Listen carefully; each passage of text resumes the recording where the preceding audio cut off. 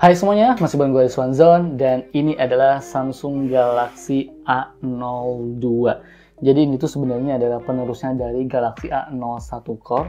Ya bisa dibilang itu adalah refreshment-nya ya. Jadi fitur-fitur baru yang ditambahin atau yang ditingkatin itu ada di A02 ini.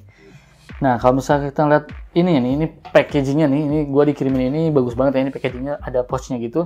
Sejuta keseruan cuma sejutaan. Jadi harganya ini udah jelas, ini harganya 1 jutaan.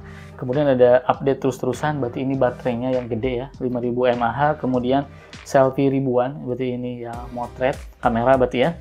Dan nobar asik, berarti ini kaitannya dengan layar. Oke, langsung aja mari kita unboxing plus Samsung Galaxy A02 ini. Dan seperti biasa ya, di unboxing plus ini biasanya kita akan bahas beberapa aspek. Yang pertama itu kita akan cek slot SIM card-nya, kemudian kita bakal tes fingerprint-nya. Cuman karena nggak ada fingerprint, ya nanti kita bakal tes face unlock-nya, kemudian kita bakal tes AnTuTu-nya, Geekbench-nya, sensor box-nya, cek kualitas Netflix-nya, tes kameranya, speaker-nya, sampai kita tes main game Mobile Legends dan PUBG. Apakah kuat HP ini? Oke, langsung aja mari kita unboxing plus. Samsung Galaxy A02. Seperti biasa ya, tampilan box HP entry level dari Samsung itu ya cukup sederhana seperti ini. Hanya ada informasi di bagian bawahnya ya. Varian yang gue punya ini berwarna grey, dengan ROM-nya ini 32 GB dan RAM-nya ini 3 GB. Di dalam boxnya ini kita dapat buku panduan dan kartu garansi. Kemudian pastinya kita dapat smartphone-nya. Cakep ya warnanya ya. Kemudian ada adapter charger 7,8 watt. Dan kabel micro USB, ya ini masih micro USB. Pastinya ada SIM ejectornya.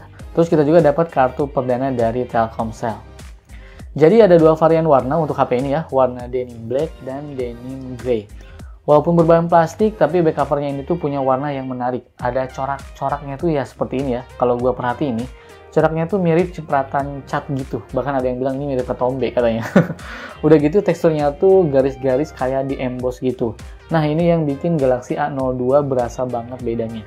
Bodinya jadi nggak licin ya, jadi sangat nyaman ketika di genggaman tangan, cukup kesat gitu. Karena HP ini punya baterai yang jumbo berkapasitas 5000 mAh, awalnya gue pikir bakalan cukup bulky ya untuk bodinya. Tapi ternyata HP ini di tangan gue cukup fine-fine aja, nggak kerasa ketebalan ataupun berat. Bagian belakangnya ini ada dua buah kamera dan LED flash, serta logo Samsung pada bagian bawahnya. Untuk biometriknya, HP ini selain tidak dilengkapi dengan sensor fingerprint, ternyata tidak dilengkapi juga dengan fitur face unlock, entah kenapa ya. Jadi untuk keamanannya yang ada cuma menggunakan pattern, kemudian PIN, dan password. Lanjut ke sektor desainnya, bagian kanannya ini ada tombol power dan volume yang cukup clicky, kemudian di bagian atasnya ini polos, terus di kirinya ini ada dedicated slot SIM dan micro SD yang bisa sampai kapasitasnya itu 1 TB. Bagian bawahnya ini ada port jack audio, kemudian mikrofon, port micro USB, dan lubang speaker. Nah, silakan teman-teman nih gunakan headset supaya terdengar jelas gimana hasil speaker dari Samsung Galaxy A02 ini.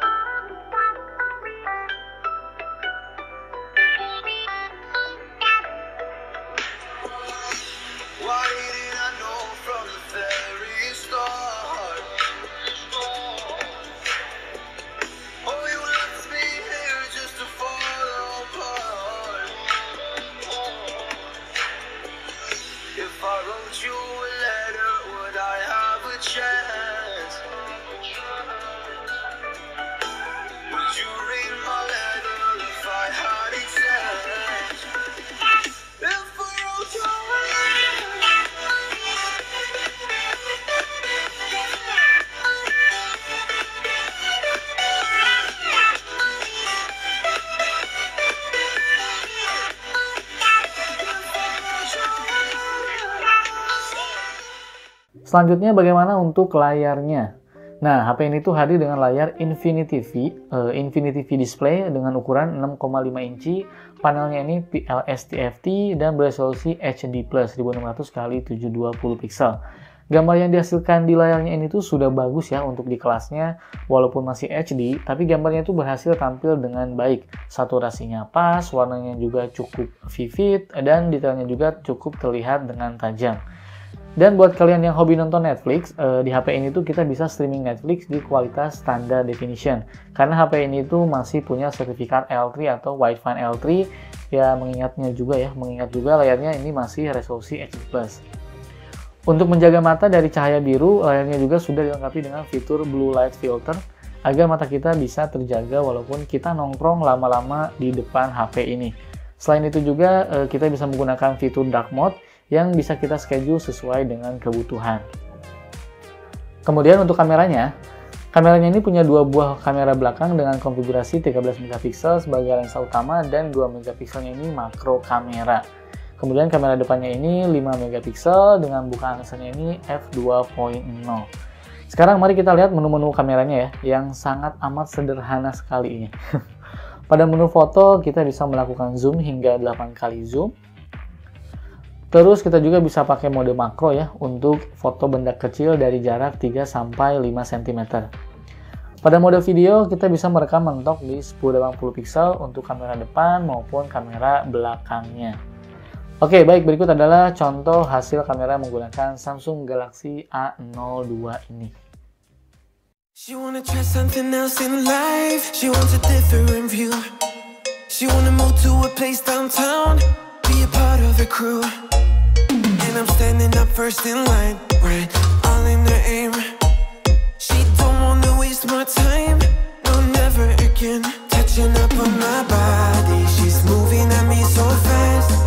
Until the morning coffee, I just wanna make it last. Up on my body, liking it like that. So just stay for me, I just wanna make it last. Yeah, I just can't get enough. I'm so hooked on your touch. Yeah, we should slow down, it's getting too much. If we wanna make it last, just wanna make it last. So at the end of the day, she's all in my space. Now I am the one that she's coming to. I don't wanna know either way, not be replaced. I don't know what I'm on, but I'm loving it. Touching up on my body, she's moving at me so fast.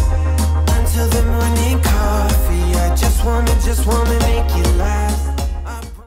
Perekaman video menggunakan kamera belakangnya Samsung Galaxy A02 ya.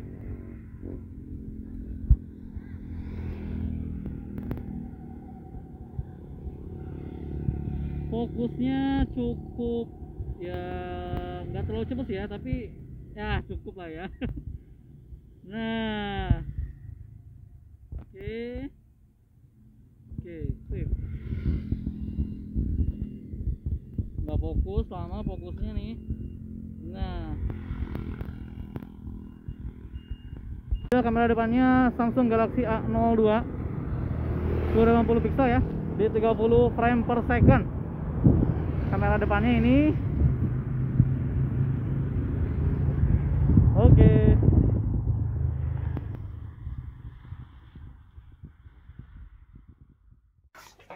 Oke, sekarang masuk ke bagian yang paling menarik, yaitu kita bakal mencoba performanya dari Samsung Galaxy A02 ini. Nah, untuk speknya, HP ini menggunakan chipset MediaTek MTK 6739WW ya, 28 nanometer, kemudian RAM-nya ini 3 GB, ROM-nya ini 32 GB, menggunakan Android 10 dan menggunakan UI-nya ini One UI Core 2.5, baterainya 5000 mAh, kemudian ya sudah support Bluetooth 5.0 dan dilengkapi juga dengan Dolby Atmos. Untuk sensornya ini bisa kita lihat di harga 1 jutaan ini memang cukup banyak yang dipangkas ya. Bahkan nih sensor cahaya pun tidak ada di HP ini. Tapi ya mengingat layarnya, baterainya, dan kameranya, hal ini cukup bisa kita kompromi. Melihat dari skornya, HP ini tuh sudah cukup untuk memenuhi aktivitas sehari-hari, mulai dari aktivitas kasual, belajar online untuk sekolah, entertainment, sampai main game. Tapi tentunya main game di kualitas yang cukup saja.